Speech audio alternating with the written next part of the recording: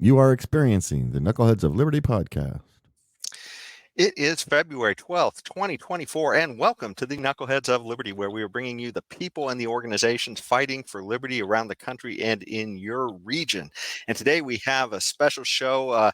We have Jim Lakely. He is a vice president at the Heartland Institute, and we're going to be talking with him about voter fraud and some work they've done on that, and also the World Economics Forum, because that happened a few weeks back, and so we wanted to touch on that. And I know they have some very specific opinions about some of that stuff as well. So, yeah, one or two. Yeah, so it'll be a great conversation. So we're going to dive into that stuff and some of the implications of it. But before we do, let me introduce you to the rest of our panel. In our lower left-hand corner, we have our screaming eagle of freedom, Tim Everett. He is a pilot in the state of California. In our lower right-hand corner, we have Leon, the word Brathwaite. He is he's a retired engineer in the state of California. Damn, Jason. Lord have mercy. So anyway, yeah, I got to get that secretary here to help me out with all this stuff that we were talking about earlier. But anyway, you need an intern. Yeah, there you go, intern. And my name's Jason McPhee, and I'll be your host today. So right away, one of the biggest things we want to talk about is let's start off. We'll go to the Heartland webpage here real quick. So the Heartland. Jim, you've been on the show before, but you want to give our viewers a little bit of a background on what the Heartland's all about? Sure. The Heartland Institute, we're a free market think tank. Some people classify us as libertarian, others calls us conservative. We're definitely on the right. We believe in the power of free markets and capitalism and in protecting as maximum individual liberty. And we've been fighting for those things on principle this is our 40th year. We were founded in 1984. We are headquartered for most of those 40 years. We were headquartered in the very city of Chicago. We escaped that place, and we now have an office in the northwest suburbs of Chicago where we're slightly safer, but still in Illinois. So we're still in a bit of a blue hellscape, but we fight from there for liberty for everybody across the country and, in fact, around the world. Yeah, you guys have that Bluetopian blues going on over there, just like we do here in California.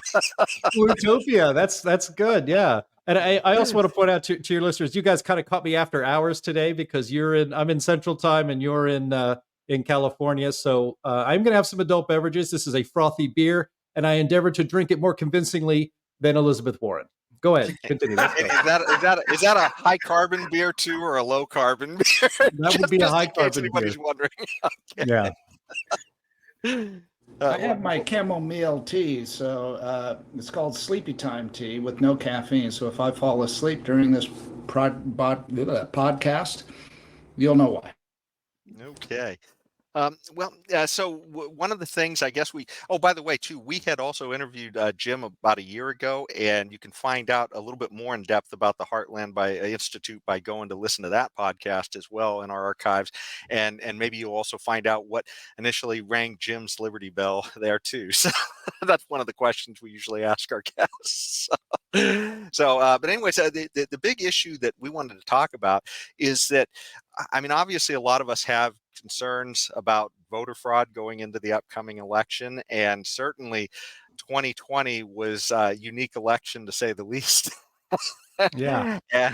And we're starting to see some data from inquisitive minds like those at the Heartland Institute. You guys have worked with Rasmussen on a poll to try and gauge if there were problems with people, in this absentee balloting stuff, because that was one of the crazy things with the lockdowns, right? Is that suddenly we had all these new rules foisted upon us, and not much time to really stress test these things, I guess, to see. And maybe that was by intention. Who knows? Yes. You think? Exactly. Yes. Yeah. But anyway, so you guys did a study, and let's see. So I'm gonna. James, can you bring up the study here, because this is what they have at their webpage, so you could check this out. It's a study on the poll that they did, and it said who really won the election in 2020, and essentially they really looked. They asked a lot of questions to people, about the procedures they followed, and did you, sign for other people? Did you, essentially fill out other people's ballots and send them in? And so, Jim, did you want to give us a little bit of background about what you guys found out in this particular study that you guys did? Yeah, so there's actually two parts. So we did a poll that we released back in December that we did with Rasmussen Reports, one of the most accurate and reputable polling outfits in the United States. And we polled 1,085 likely voters from around the country in a scientific poll from Rasmussen that had the respondents equally weighted as far as the electorate is concerned, with Democrats and Republicans and independents. It had the correct racial makeup of the country, men and women, all of those things. The way a polling company scientifically gets a gauge of public opinion, whether it's politics or anything else. And so we decided to ask, because we had been thinking about this for a while, and we're wondering, is it possible to poll, to craft a poll that would expose or reveal voter fraud? And because the 2020 election was the first one in history in which it was mass mailing of mail-in ballots under the pretext that COVID was so dangerous to fellow humans that while you could go to the grocery store and play tennis and go to your kid's swim meet and go to the pharmacy, you can't go to a polling place and vote. That's too dangerous. We have to mail everybody a ballot. The living, the dead, and often in multiple parts for each person. And so we decided, I'm from Chicago, so we know very well about that. And so we decided to ask questions such as some of our questions were, first of all, what's great about this poll is that the first question was, did you vote by mail in the 2020 election? So the answer, if you didn't answer yes to that, we'll find somebody else. But we asked questions like, did a friend or family member fill out your ballot in part or in full on your behalf? And 19% said yes. And that's not always voter fraud, but it is often voter fraud. Here's something that is definitely voter fraud. We asked if you filled out a ballot for an election in which you are not a permanent resident of that state. That, by any definition, for the most part, is election fraud. You're not allowed to do that. You're supposed to vote in the state of your residence, not vote somewhere where you don't live. 21% of people in this survey self-admitted to a stranger on the telephone, a pollster, that they voted in a state where they're no longer a permanent resident. 17% of people who responded to this in this survey said they signed a ballot for a friend or a family member, quote, with or without his or her permission. You're not supposed to sign somebody else's name, even if they're a friend or your spouse or your grandmother, to a ballot. That's something that the person who gets the ballot is supposed to do. And in fact, mail-in ballots, people think there's different rules here. Jason, I can't send you into the polling place in my neighborhood and say, I don't feel like going in there. Why don't you go in there and vote for me? This is exactly the same thing in principle. When the mail-in ballot comes to you, you should only get one of them, and you should fill it out and you should sign it. You should, ideally have a witness and then send it in. But what we found as we asked these questions, and we didn't say explicitly, this action is a crime. We just described the action. So some of these people may have done it by accident. And I think a lot of people probably did it on purpose and purposely committed voter fraud. But what we found is that more than 1 in 4 mail-in ballots constituted some sort of voter fraud. And it was a shocking poll. When this came out in December, it made news everywhere. It was on Mark Levin's show. It was on the Mike Gallagher show. Jesse Waters did a segment on it on Fox. It was everywhere. And so we decided, you know what?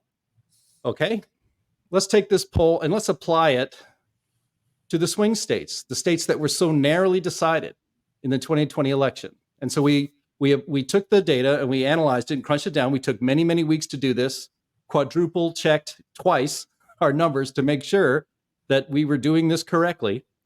And those swing states were Wisconsin, Michigan, Pennsylvania, Georgia, Nevada, and Arizona. And so when we did that, we applied what I would call different levels of voter fraud.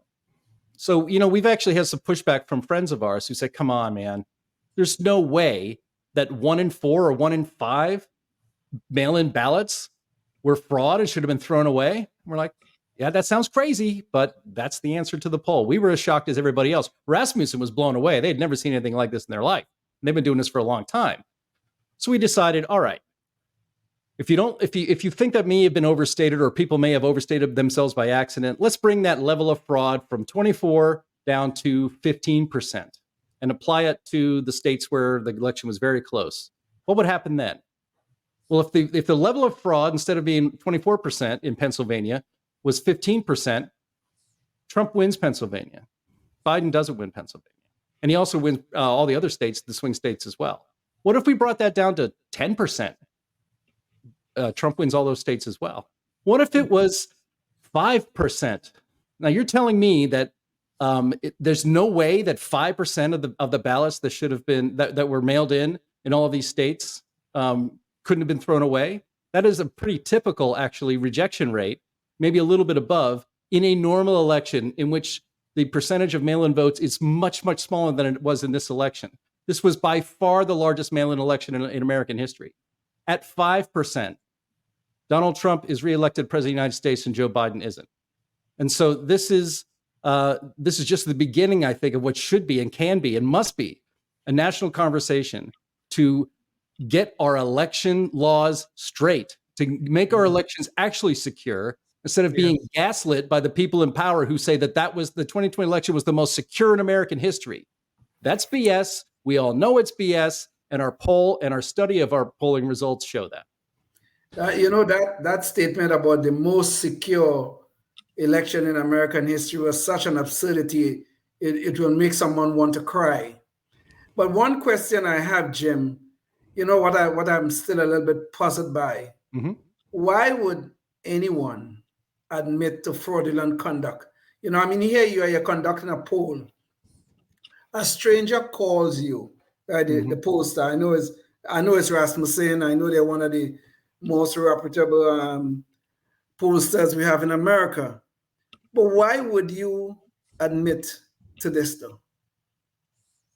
I think it's because you don't realize that what has been asked of you is, in almost every case, a crime. Oh. And just to add on to that, Leon, as I was reading the report, it said that a lot of Republicans answered this way too. So it wasn't just Democrats. It was also a lot of Republicans also had, did things that were inaccurate as well on the things. So that leads into my question for Jim. When they applied these percentages, 21% or 15 or 10, did they assume that those were percentages of fraud that went 100% toward the Democratic candidate, or was there a fluctuation of some way of figuring out that some of those people would probably be fraudulently voting for a Republican? Right. We actually did account for that.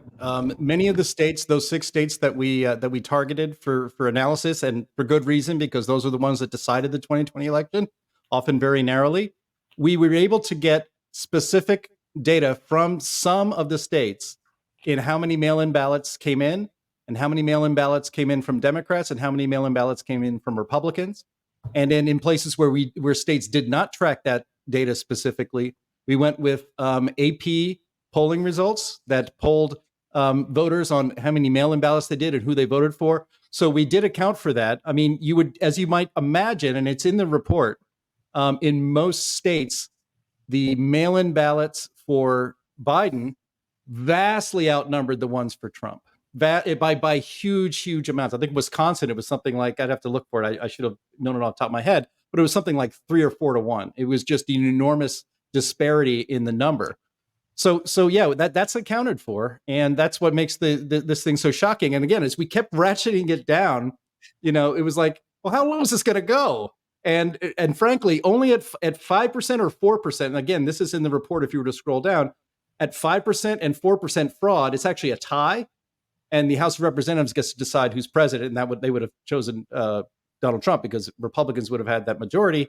Only at 3% or lower of 3% of fraud or less, is Joe Biden reelected president. And again, one of my favorite pages in the report is the page that shows how many, what the percentage of spoiled ballots are. Now, in most elections, people don't know this, but there's all sorts of reasons for a state to reject a mail-in ballot or an absentee ballot. All sorts of things like it came in the wrong envelope. It's supposed to come in the certified envelope that you're mailed in. If you mail it in a different envelope, the state throws it away. It's not counted. If it's not signed, they throw it out. It's not counted. If the signature doesn't match, they throw it out. It's not counted. And a lot of those states, the rejection rate for mail-in ballots is something of account. Some states it's as high as 5.5% or 6%. Some states it's only like 2 or 3%. In the 2020 election, with the largest mail-in ballot volume ever in the United States, by orders of magnitude, the rejection rate for mail-in ballots in Wisconsin, for instance, was 0.23%. It is impossible that only 0.23% of mail-in ballots in Wisconsin, with the largest mail-in balloting they've ever had in their life, were rejected. It should have been much higher than that, obviously. Pennsylvania was 1.29%. Arizona was 0.26%. It is absolutely impossible that only 0.26% of mail-in ballots in Arizona were spoiled and shouldn't have been counted, when in normal times it's 3, 4, 5%. So this is really important. We need to fix this. Yeah. Molly Hemingway has that great book Rigged on the 2020 election. This is partly how that rigging happened. They threw out all the election rules. A lot of states that had signature verification said there's too many of them. We can't verify. We just have to count them. So they counted them. And we have to, so that cannot happen in 2024. If the American people do not have confidence that their elections are on the up and up, we don't have a country. We have something else, and we have actually a real dangerous situation civically in America. Well, Jim, there's something I wanted to add on because earlier Leon asked the question. He said, well, it's hard to imagine that some of these people would answer dishonestly if they were, answer that they knew they were breaking the law. But that brings up an important point, because you guys found essentially 1 in 5 where people just didn't realize. What about all the people who were stuffing potentially ballot boxes? And so let me take you guys to a story here. James, maybe you could bring this visual up. In Connecticut, this just literally happened. So when you hear these, you constantly hear these Democrat pundits say, oh, there's never any issues of election fraud. It's just not a thing that happens. You guys are crazy. You're just, conspiracy theorists.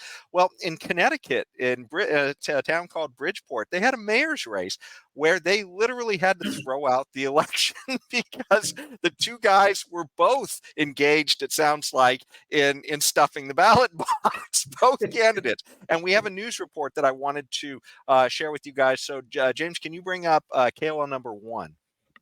30 allegations of absentee ballot fraud in Bridgeport, all after video was leaked showing a woman stuffing envelopes into the ballot drop box. A lot of people have a lot of questions now. John Gomes' campaign Facebook page shows a woman whom he claims to be a supporter of Mayor Joe Ganim and a City Hall employee stuffing envelopes into the absentee ballot drop box outside the government center a number of times in the early morning hours of September 5th. Gomes lost last week's Democratic primary to Ganim by just 251 votes. On election night, Gomes had a lead thanks to the in-person voting at the polls, but the absentees, which Ganim won by nearly a 2-to-1 margin, pushed him over the top. It should be noted, according to the Secretary of the State's office, only a voter, a designee of a voter who has an illness or a disability, or a family member is allowed to mail or put a ballot in a drop box. So that was a story that just happened. I mean, this was literally last year's primary, I think, that happened in that area, and they had to throw the whole thing out, and they're going to redo the election, I believe, in February of this year. So they found so many problems with it. So anyways, it's just evidence that this happens, and in this case, it was 2 Democrats because it was a primary. That's like a battle royale. That's like the World Series of cheating. Democrat on Democrat. God, that's Godzilla and King Kong, man. That's good stuff. Look, joking aside, yes, our survey it was just about people who self-reported doing something either on purpose or by accident, basically in the privacy of their own home. It was not about stuff like ballot box stuffing. It was not stuff like going ballot harvesting in a Republican neighborhood and then throwing all the votes away. We know those sorts of things happen. So this fraud does not include any of that stuff. It's just the stuff from the mail-in ballots by people who admitted, who said they voted themselves in the 2020 election and what they had done. And so, one of the things we say in this report, I really encourage all your viewers and listeners to read it. Just go to heartland.org. It's very easy to find there. It's the first thing we have featured. Is we have like policy prescriptions on how to clean this mess up. And one of them, when I'm watching that video of that lady stuffing that ballot box drop or drop box, I should say, with stuff, do you know what the penalty for something like that should be? 20 years in jail. Mm-hmm. It is way, way, way too easy to cheat in our elections because almost nobody's held accountable. Nobody ever cancels the election. That is so rare what's happening in Bridgeport, Connecticut. But the reason cheating is so rampant is because they're almost never caught. And when they're caught, they're never punished. If the penalty for taking away your franchise, this is all taking away your franchise, not in some vague way. You got to take it personally. Your vote just got canceled by that lady stuffing those things in that ballot box. And that person should go to jail for a long time. That's the only way this stuff's going to stop. Totally. Yeah. Jim, before we leave this topic, in your study, did you guys look at this whole phenomenon of cured ballots, where we have state officials calling out to people to come in and fix their ballots after it's been cast and that kind of stuff? I find that a very troubling phenomenon, but I don't know if you guys looked into that while you were doing your study. We did not. That was not one of the questions that we asked, but that's yet another. Yeah, the longer we spend time together on this podcast, the more ways to cheat in an election we're gonna remember and mention to each other. It's absurd. Remember on election night 2020, we were told by all the left-wing pundits on TV, don't believe the election night results. You have to wait. The election night results are not official and don't count. Go to bed, and when you wake up, we'll tell you who your president is. And a lot of people went to bed thinking Donald Trump was president of the United States and woke up the next day to find out that was probably not going to happen. And then, of course, did not happen. I was on my own podcast, actually, on our own YouTube channel. Jim, before you go on from that, I just wanted to add in there, when you said, tell them to go to bed and you wake up in the morning, it'll all be wonderful. It almost sounds like what parents tell their kids about Santa Claus. That's right. Sorry, I just couldn't resist. Democrats woke up and found Biden under the tree. What a wonderful morning. Of course, yes. Yeah, but just real quick, because I know we're running low on time here. I was reminded the other day that, when we liberated Iraq and gave them democracy, everybody remembers those iconic pictures of people putting up their fingers that were dipped in purple ink to ensure that, one, I voted, and two, I can get back in line and come around and vote again. And to think, post-war Iraq runs better elections than the United States of America, which is supposed to be the beacon of freedom and liberty for the world. It's absurd the way we do this, and it's on purpose. I really don't think either side has enough incentive to fix this. Right. But when there's going to be, when the American people do not have confidence in the security and the legitimacy of their elections, if they don't think they're on the up and up, you are playing with very dangerous stuff. And there is no reason for anybody to believe that the 2020 election was as secure and as normal as every other election they've ever had in their entire lives. It was very flawed, and I think very rigged and rife for fraud. And this cannot happen this coming November. We have to fix it state by state. Sure. Well, Jim, one of the things I wanted to squeeze this in before we have to break for public access, but so essentially, one of the biggest issues here when you talk about security is the idea that you can ID. Like, for instance, they took the fingerprint was the one where they put an ink blot on their hands. But here we can't even get voter ID laws in a lot of places. And so I thought it was kind of interesting. There's this gentleman named Ami Horowitz, and maybe we could pull the visual up here real quick, because he did a very funny sort of survey of his own. You guys did your survey, he did his. It was about voter ID. And so I wanted to show just a little bit of this. He essentially went to Berkeley and he asked white people what they thought of voter IDs. And then he went to Harlem and he asked them what they thought of voter ID laws. and it's pretty funny. So, James, could you play KOL 2 real quick?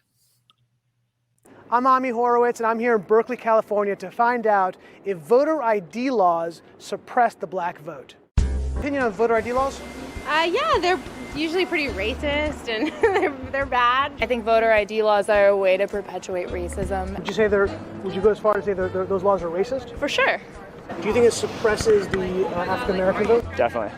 Tell us how. Because they're less likely to have state IDs. Minority voters are less likely to have the kinds of IDs that have been described or required. These type of people don't live in areas with easy access to DMVs or other places where they can get identification. You can always get IDs you do over the internet.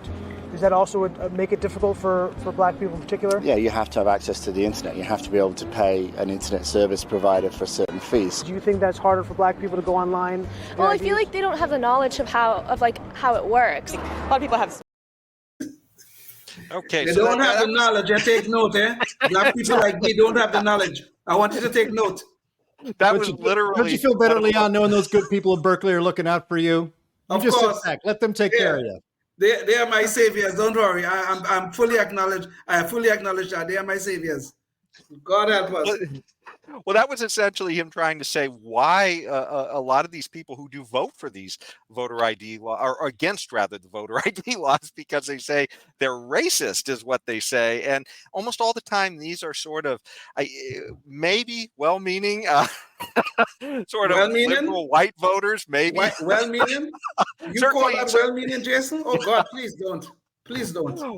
Well, when after we come back from our break, I'm going to show you because Leon, he gave us his thoughts on this, but there were a lot of other offended people on the other side when he went to a different community and asked them what they thought about those responses, which was just absolutely incredible. But this is the crazy thing about if we can't verify an ID. How can we even start with voter security, right, or election security? Did you have? Because I know you guys were talking about maybe having notaries potentially for people who were, had to do the absentee voting. Yeah, I mean, if we are going to have mail-in balloting, and of course the Democrats and the left want to retain mail-in balloting forever. They think it's great, expand the franchise and all that stuff. Okay, we're going to do that. And you must have your vote notarized. Well, people can't afford to pay for a notary. That's all right. How much money do we spend in the federal government? Make it free. Have the notary put in a voucher to the state to get a refund or something like that. It's easily solved. I have to break in real quick. So if you're on public access watching us, we have to go away, but you can finish watching this show online and the conversation will go on. And we have other conversations too that we've had in the past with a lot of other people fighting for liberty around the country and in your region. So Facebook, YouTube, Spotify, and Rumble. So check it out. Okay, well, back to the show. Go ahead, Jim. Oh, can I swear now? Is that okay if I use Absolutely. Yeah, all right. No, I apologize to your audience who are probably thinking something a little more.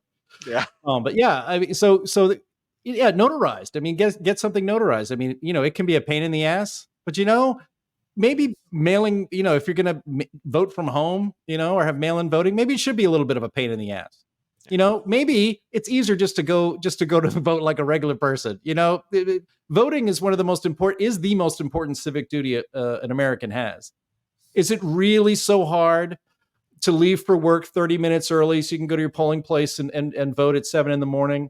Or if you don't like that, how about I would like to make election day the Saturday after tax day and make it sure that everybody's off, or make it a national holiday, voting day on tax day.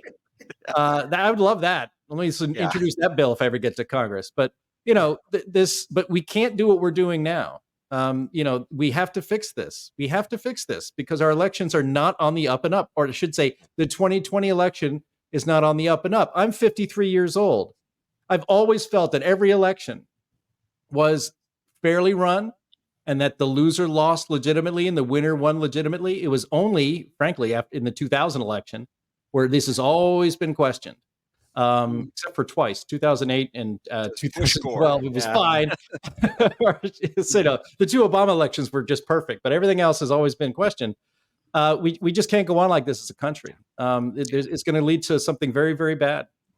Well, before the rest of you guys comment, hold on, Leon, before you comment, I'll let you comment, but let me just show the second half of that Ami Horowitz thing so that we can get through all the material on this topic, and then you can go ahead and say whatever you want on it. So, James, can you bring up KOL number 3, and we'll see what people in Harlem thought of what their protectors in Berkeley were saying about them.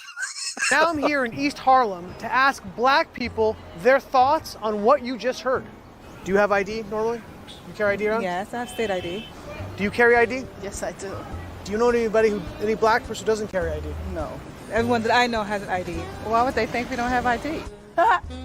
That's a lie. Why would they say that? Do you have ID? Yes. Because I have my ID and my friends have their ID, so like, we know what we need to carry around. Everybody that I know have ID. Like, that's one of the things you need to walk around with New York with, ID. Do you know any black adult who does not have ID? No, I don't.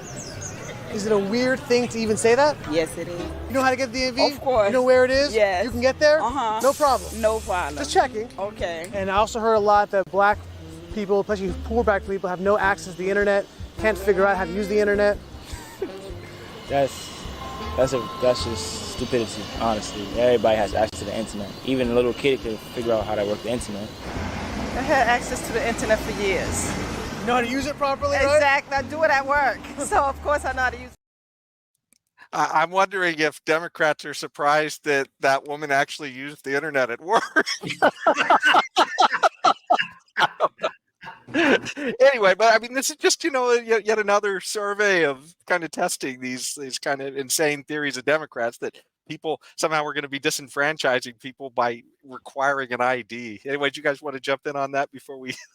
They always try. It really pains me sometimes. I never want to use skin color as a defining characteristic of any human being. Okay, whether it's the skin color of white or the skin color of black, which is my own. But boy, these Democrats just make it so damn hard for you to not to call them racist. The only thing that would lead them down this path is the thoughts in their head about we poor black people. Oh God, we need their help. We need to have these poor black people. They don't have to have ID because they don't know how to use the internet. These poor black people, oh God, I feel sorry for them. Let's save them. But black people could do it without being saved by these people. They're nothing but a bunch of racists. That's what they are. Thank you very much. Let them keep their goodwill. Well, okay, let's assume for the sake of argument that the Democrats, now these kids on the campus said some of the most racist stuff I ever heard in my life. True. However, but let's just assume that the powers to be in the Democratic Party are not racist whatsoever, or maybe they are, maybe they aren't, doesn't matter. What they want is a continuation of mail-in ballots. So what is having an ID have to do with mailing in a ballot? If you walk up to a ballot place where you're going to place a ballot in person, and you go up there and you have to show ID, okay, there. But that's not the issue, because Jim, in his own research, found that the problem is not with people walking in with or without an ID and punching chads on a ballot. That's not the issue. The issue is these mail-in ballots. So what in the world would an ID have to do with that? Because they're still going to, they're still going to be able to mail it in. You don't know who it came from. It could have been, like when I was married, my former wife would just say that, just go ahead and mark what you want me to vote on, and I'll just go in and vote on that. And she walked in and voted on that. That was probably fraud too. But anyway, so I got 2 votes for the price of 1 back then. Admitted to fraud, Tim. Okay. Yeah, I just admitted to fraud. Okay, put the cuffs on, lock me up. So hold on. Yeah, the NSA. The NSA is all the cops. The NSA already heard that confession. Oh, okay.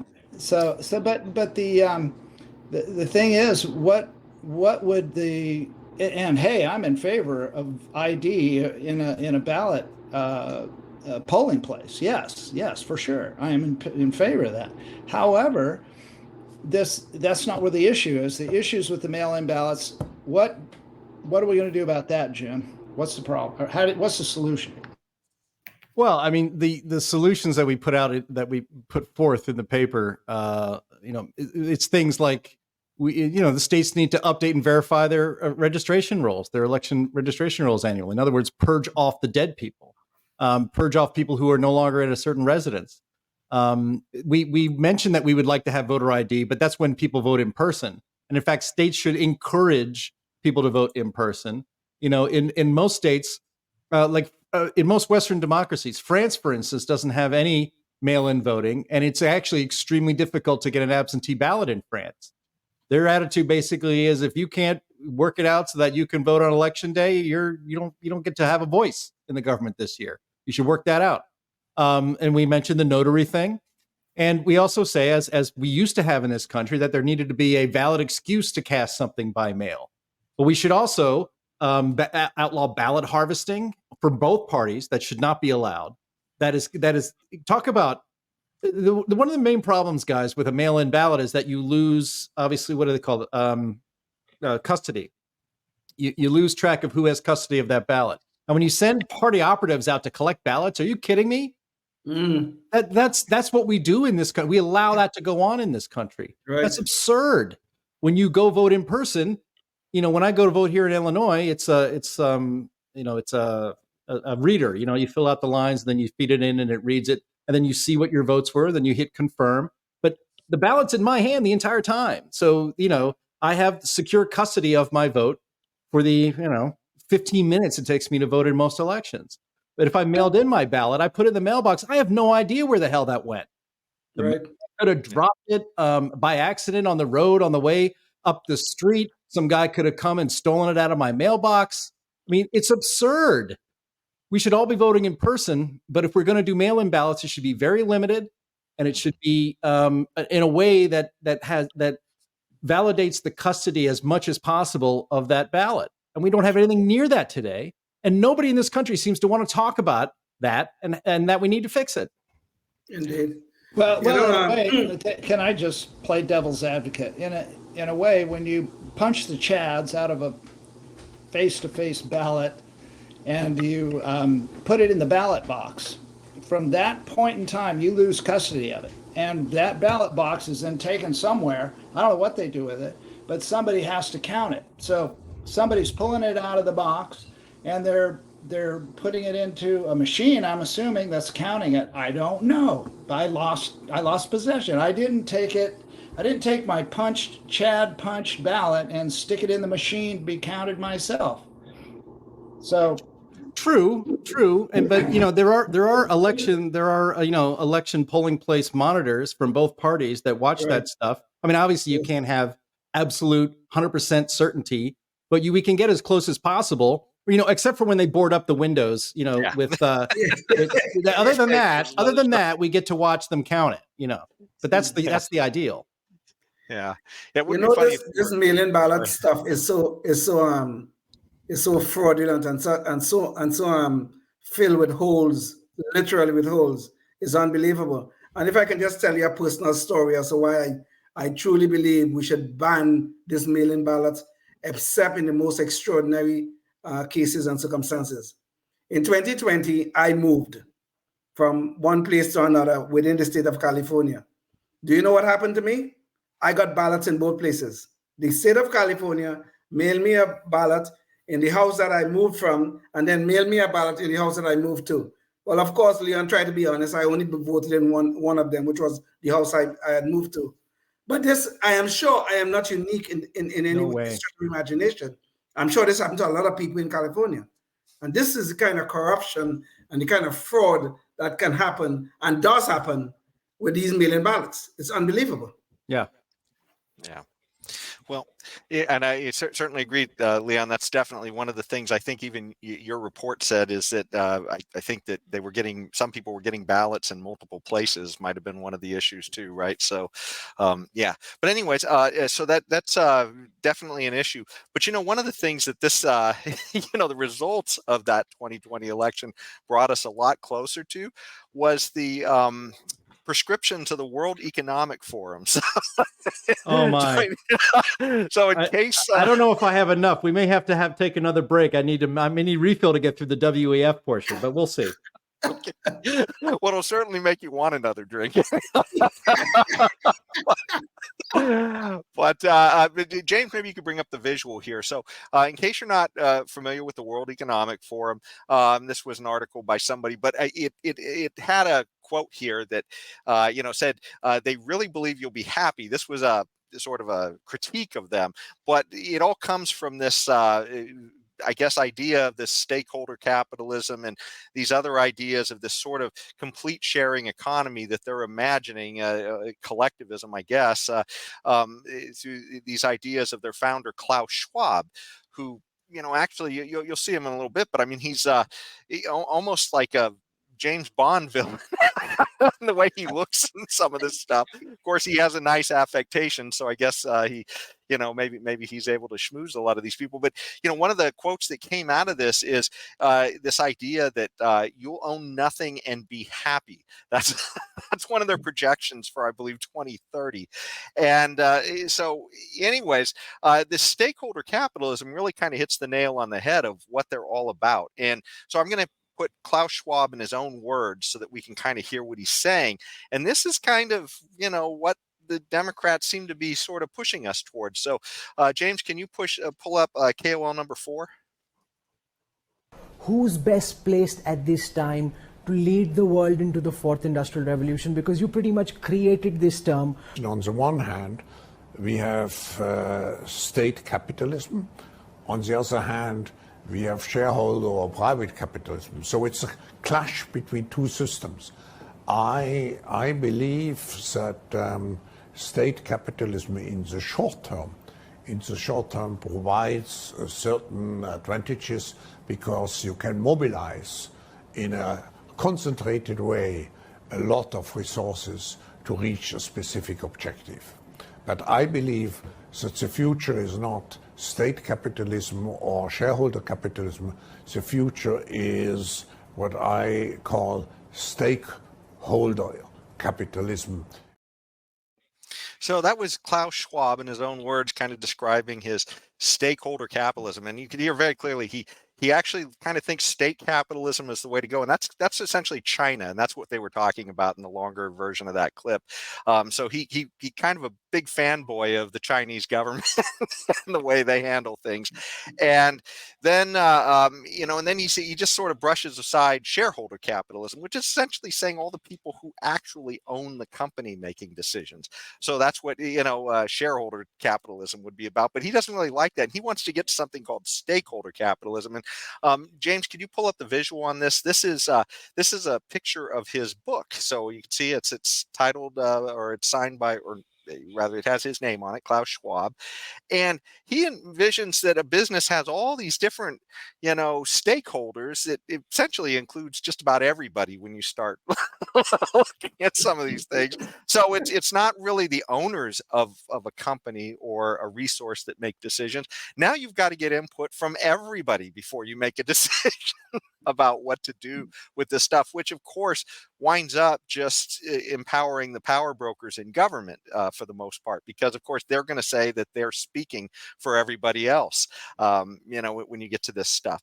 And in case you're wondering about how that election, wound up maybe pushing us towards this, I have another video clip I want to show you, and it's from the 20s. Every year they do this World Economic Forum, and so they just had the one about 3 weeks ago, but this one's back from 2016, and I'm going to show you essentially who they had there. Let's see. So James, can you bring up WEF number 5, or excuse me, KOL number 5?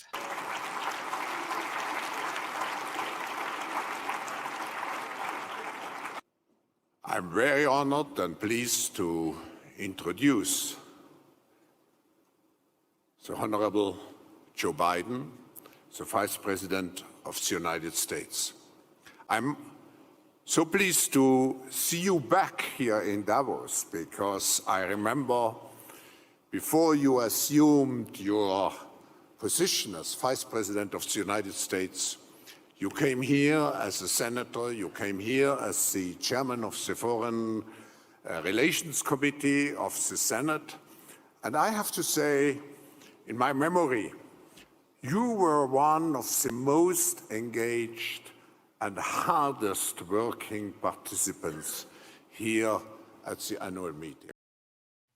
So there you have Joe Biden, literally on his way out as the vice president, was one of their big speakers there at Davos. And of course, there's all these world leaders from all these different countries. You get people like Trudeau and other European leaders showing up there to bring a lot of this stuff back to their countries. So it's kind of scary. But, you know, it wouldn't be a Joe Biden discussion if he didn't make a flub. And James, can you play KOL number 6 real quick? Because he did say something that's a little bit funny in the speech that he gave there. It's a classic Joe Biden. Question: how do we guarantee there's net benefit for humanity with an increase in standard of living as a consequence of the changes that some of you, maybe this is a room, this comment wouldn't apply, but where most people can't even imagine?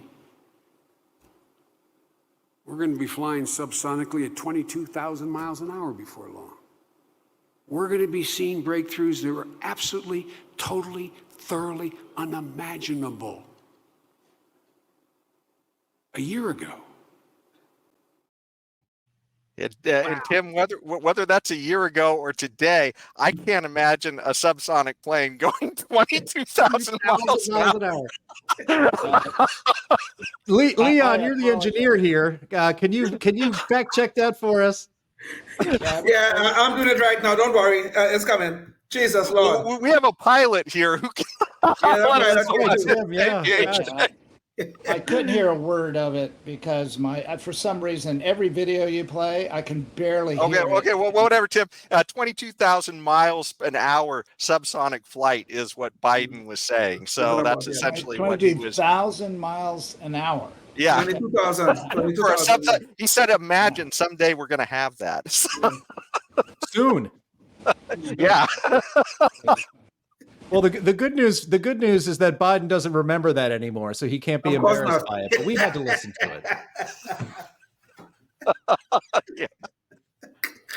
I would think that in a world where the business that made the 22,000 mile an hour airplane would have to be beholden to so many different people that it's going to take a lot longer than soon to have it made, because they're going to be stretched really thin, that business. Yeah. Well, you know, it's kind of crazy, but Jane, maybe you could bring up this visual. So I kind of want to give you a little more sense of what these guys are focused on. And so aside from climate change, that's one of their big things. But they're also talking about some of their biggest emerging concerns there at the World Economic Forum as well. And of course, number one on that is misinformation and disinformation. So where have we heard that before? And exactly who was trying to get an agency within the Department of Homeland Security to address misinformation and disinformation? Well, you guess it, Captain Joe Dementia. Well, yeah. Do you guys have any other thoughts on, you know, kind of what these guys are doing there and kind of the tie-ins and stuff that are going on? Let's hear from. We haven't heard from Jim on this. Let's hear from Jim. Actually, you know, the Heartland Institute, we cover the WEF a lot. We have a separate channel, or the Heartland Institute is our main YouTube channel. We have a second channel called Stopping Socialism TV that I hope your viewers or listeners might check out. We have a regular feature that we call Davos Watch. So we've been all over this for several years. And it's actually the misinformation, disinformation was kind of the theme of the latest meeting in Davos. And they think with the rise of AI and with, I don't know, knuckleheads of liberty being able to say what they feel like saying on open forums, that they have to battle what they consider misinformation or disinformation.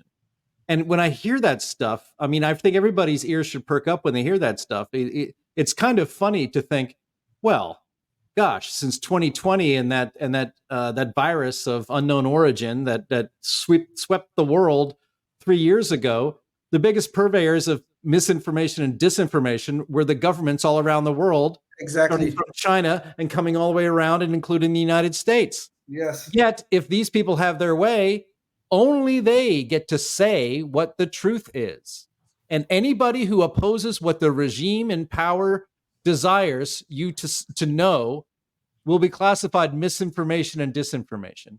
And whether it's right or wrong would be irrelevant. In fact, the more right you are, the harder they will label it misinformation and disinformation. So this is actually one of the, I think, really the main battle globally right now is for people and forums to fight off this idea that only official government agents and agencies are allowed to tell you what the truth is. You guys might remember that clip from Jacinda Ardern from down in New Zealand. I think we played it on our podcast, where she stated flat out, the only information you can believe comes from us. And she is one of the most successful Klaus Schwab acolytes. She is a WEF, World Economic Forum graduate of the Young Leaders of Tomorrow. This is like Orwellian Aldous Huxley stuff, but it's real. It actually happens. They train these people at the World Economic Forum and send them out into the world. So that's why you got guys like Jacinda Ardern in New Zealand. You have Justin Trudeau in Canada. These and Klaus Schwab has stated on the stage how proud he is that so many of his acolytes are ministers all over the world. So yeah, it's absurd, but the scary thing is that they're very serious. And so speak as long as you can, as loud as you can, because who knows how long it'll last. Indeed. You know, but the funny thing about all of these things, you always notice one thing that all of these people have in common. They always love the central planners. Whether it's the World Economic Forum, and look at the first word in that name, World Economic Forum, central planners. Look at the U.S. government, the federal government, central planning. They want to have an agency that can tell us what is misinformation and disinformation, and they are the biggest bunch of disseminators of misinformation during COVID and during other times. But they always have that one thing in common: central planning. Yeah. And this thing, what that guy you're talking about, Schwab or whatever the hell his name is. Look at that guy. He's probably one of the most wealthiest people in the world. But you know what he's saying? You should own nothing and be happy. Yeah. Well, hell, give away all your wealth. You could give some to me, I'll take it. Yeah. Give it all away and be happy. Live by your own rules. But this is nothing but that big thing, that wonderful thing they always do. Nothing but a virtue signaling operation to make us a little more poor than we already are. You may own nothing, but somebody will. Somebody owns it. It's not going to be you, I guess, but somebody will own it. I just one quick one. He's been pushing this for many years now, that somehow shareholder capitalism is evil and stakeholder capitalism is more just and the right way to go. One of the benefits of being a shareholder, even if you only have one or a handful of shares, and say, Jason, you have 1 million shares in this company, I only have a handful. We are still moving forward with the same goal, to increase profits and to make that company better in that way. So in a way, we are actually equal in what we want the outcome to be, and our motivations are the same. Stakeholder capitalism, that's not you and me and you, Leon, and you, Tim. Stakeholders, they're different. They're definitely not you. And stakeholder capitalism is very inequitable. They always talk about equity all the time, but stakeholder capitalism, it's the governments and the leaders and the smart people, the stakeholders who have all the power. That's what's the miracle of free market capitalism, is that it allows everybody to participate and everybody profits. Well, one of the disturbing things on this too, and if you look at how regulations are crafted and laws are crafted, the lawmakers use that language. They say everybody is a stakeholder with respect to crafting those laws and regulations. Whereas, that's and you can see where, well, everybody sort of does have a stake in what's happening at the Capitol, but what's happening with somebody's business, that's crazy. And they want to try and push that same language with sleight of hand and push shareholders right out the door. And it's scary stuff. But there are consequences to this, and I did want to show real quick what's happening in Europe, because this is not just talking about a bunch of crazy nuts who get together and just kick stuff around. There's real things going on, and so James, well, let's see. First, can you pull up the visual real quick? So European farmers have been protesting, and they've been protesting in different groups for the last several years, but it's been going hot and heavy for the last few weeks. So we actually have a visual. James, can you bring up KOL number 8? So it's 8. We're jumping out of order here. Protests that began in France and then Germany have been spreading across the continent. Demonstrations are taking place in Poland, Hungary and Italy today. The farmers venting their anger over soaring fuel and fertiliser costs, low prices for their produce and increasingly restrictive EU regulations. Well, Italy's government has promised tax breaks to ease the hardship for its farmers after hundreds began gathering with their tractors this week on motorways outside of Rome and Turin. And in Cyprus, farmers blocked the entrance to the European Union's offices in the capital Nicosia on Thursday. And there have also been demonstrations in Bulgaria and more tractor protests across Spain for the third day in a row, with farmers disrupting traffic in Barcelona and in other cities all over the country. And there have been renewed talks on an EU trade deal with South America. They've raised anxieties even further. So you can see that, this is crazy. It's really eating into people's ability to get anything done. And let's hear from a farmer real quick, because that was certainly the news. But a farmer's going to tell us essentially what it's like to be a farmer there. So James, can you go to KOL number 9? And the Vice President of the Farmers Defence Force, he told us why he's unhappy with the EU's agricultural rules. Well, first of all, of course, it's the administration bureaucracy. Many people don't know, but the European Union tells us what to sow and what to harvest on our fields, and when to sow it and when to harvest this. And they are checking this with live satellite imagery every 3 days all over Europe. So we're being watched by European Union from the satellites every 3 days. They invent legislation to prevent climate change or whatever, but they don't invent rules that change things for the better. We as a practicing farmers see that the rules that the European Union is opposing on us is not helping the environment in any way.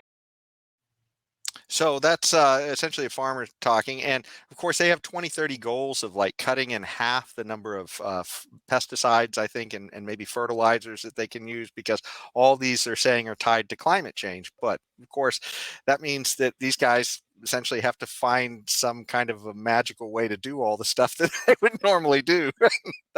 They're in a bind, in other words. So Jim, did you have any thoughts on what's happening in Europe? When I see stuff like this, and I have been watching it pretty closely, it's hard not to think, if you wanted to starve your population and reduce your population, would you do anything any differently? No, this is exactly what you would do. I mean, I know that sounds crazy, but these so-called environmental regulations that they're putting on farmers, that they can't use certain fertilizers, which means they can't, and pesticides, which means they really can't grow crops. It's at some point, this magical thinking it runs into reality, right? I mean, it's inevitable. But when it comes to this issue with farming and agriculture and feeding Europe, I mean, it's already bad enough because the breadbasket of Europe for so long was Ukraine. They're out of the farming business right now, guys. They're a little busy. So yes. when you get to this point, you eventually when reality runs into magical thinking, Klaus Schwab is not going to go hungry. The other people are going to go hungry. The rest of us are going to go hungry. The rest of the people in Europe are, and they don't care. And it gets to a point where you think, how would you do anything differently if you didn't want this to happen? Or if you wanted this to happen, if you wanted people to starve, if you wanted people to be miserable, if you wanted their energy bills to be so high they can't afford them, these are the things that you would do. And that's exactly what they're doing. So it hasn't come to the United States quite yet, but we need to keep vigilant and make sure it doesn't. Mm-hmm. Yeah. And sadly, given who's in office, I think, Green New Deal stuff and all that, this is just around the corner if we get another 4 years. Of course. Wendy, if we give Biden another 4 years in his senility, we're gonna have all these wonderful things like the Green New Deal and all these other things. Pretty soon we're gonna have the farmers on the streets. And then we're gonna have people like Justin Trudeau telling us what to do in terms of how to manage the protests out there, because he did a very good job, and a very, very good job of handling the truckers' protests in Canada, if you remember. Talk about the violation of rights we saw from those central planners who fed us all the misinformation and then told us how they're going to solve the problem. God help us, really and truly. Yeah. Well, I tell you, it's it seems insane, but these are the people in power, and I tell you, the not so secret headquarters seems to be the WEF. But there's some otherwise and sort of insane things going on there as well, and that kind of takes us to our Knucklehead Noise Patrol. So James, can you bring up the visual here real quick? So they had an interesting speaker in one where they wanted to hear from an indigenous shaman, I guess, and to hear their perspective on, I guess, their concerns about the world. And this is what we saw in that discussion. So James, can you bring up KNP number 1?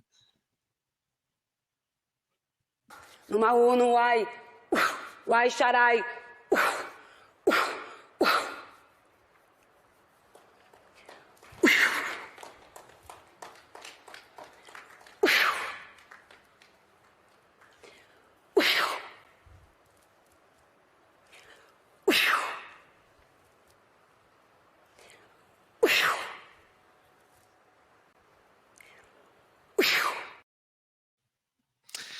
So just the science behind all this stuff, I'm not sure. Well, what do you guys think about this? Man, we went from lockdowns and wearing masks to coughing in people's faces and rituals at the WEF in no time. Amazing. Hey, that's the science. That's the science. That's right. These are the people that aim to rule over us. Isn't that nice? Science does not apply when cultural upliftment is super important. You cannot. Cultural upliftment takes precedent over our science. They can tell us, oh, we have to be 6 feet apart, but when you're at the World Economic Forum, where we want to have all this virtue signaling about cultural upliftment, we could blow in other people's faces. Otherwise, you must stand 6 feet apart. Just remember that. Well, she was coughing in the faces of her oppressors and just hoping for the best, I guess.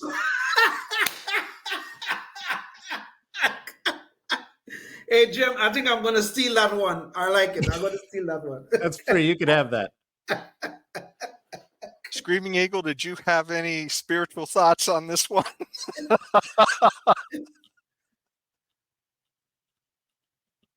Well, Mike. Yeah, right. Yeah, I was fishing for my thing to turn on the mic. I have learned over the decades that top-down central planners always fail because it's just like any other kind of socialism, communism, all those kinds of economic theories that have small groups of people at the top making all the decisions throughout the economy. It always fails, and it's going to fail in every other aspect that you try to utilize it, such as how to run farmers and how to run anybody.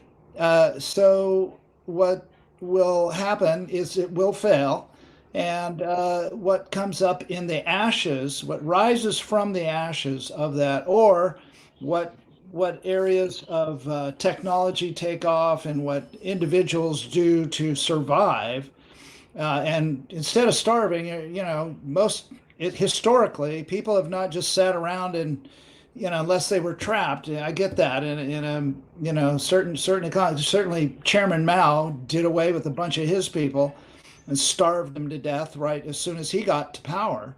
So it's possible, but in a worldwide situation, there's just too many places to run, I think.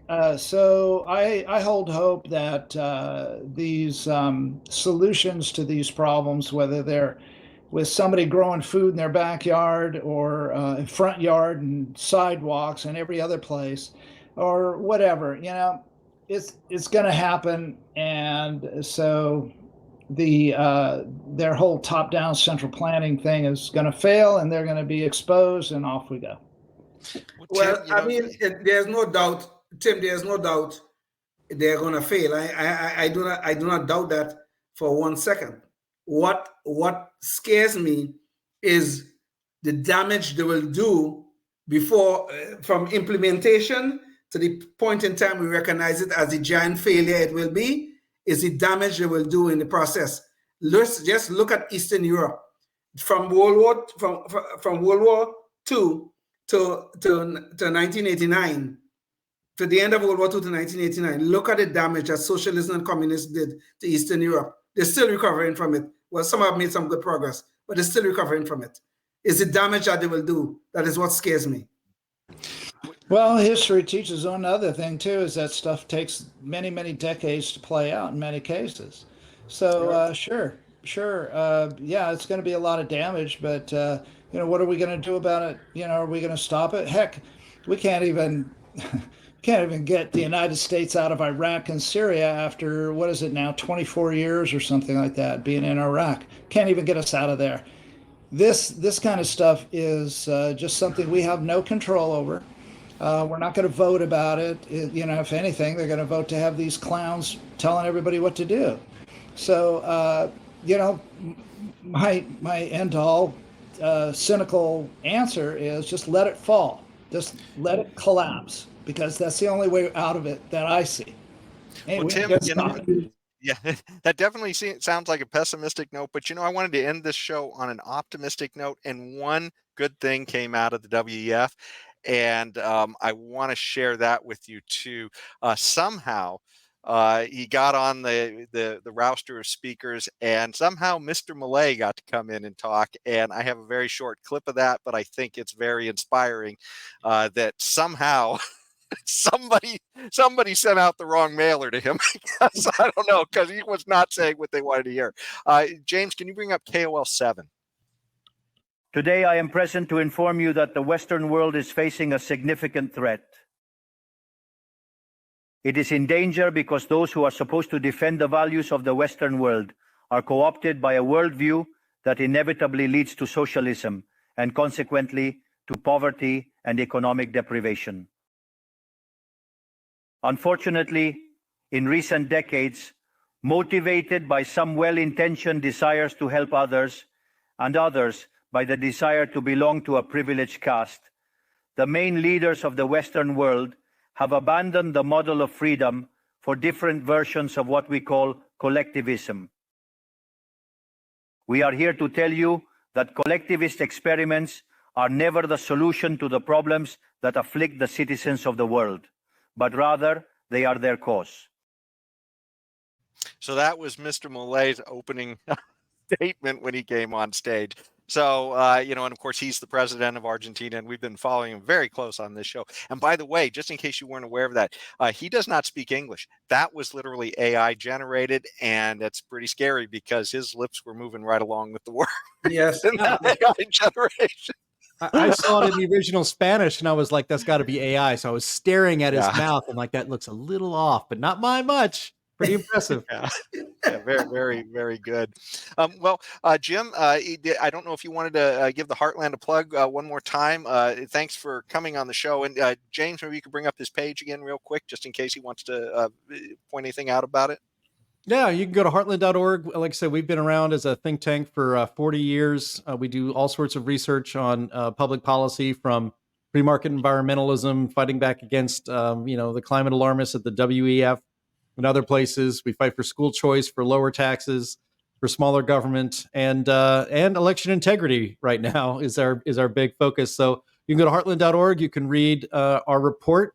And if you have any questions about it, it's very easy to contact us in that About Us drop down at the website. And great to be on the program, and I'm glad that we were able to talk. Well, thanks, Jim, for coming back again. And, if you're out there watching us, you can find a lot more conversations, plus the one we had with Jim about a year ago, too. You can go to Rumble, YouTube, Facebook, or Spotify and look for those episodes. And we've had conversations with him and a lot of other interesting people who are fighting for liberty around the country and in your region. And if you're watching this before the next week's show, which we're actually going to have Cecil Bohannon on from Ball State University talking about a few things, education standards and stuff. But before you come back to that show, sit down and think about what you can do in your community to push for liberty, because we need everybody in on the fight on this. So thanks again so much for joining us. And until the next time, stay tuned and stay free. Oh, yes, indeed. Life, liberty, and the pursuit of happiness, always and forever. Thank you for listening to the Knuckleheads of Liberty podcast. Find us on Facebook, Rumble, YouTube, your favorite podcast network, and at knuckleheadsofliberty.com.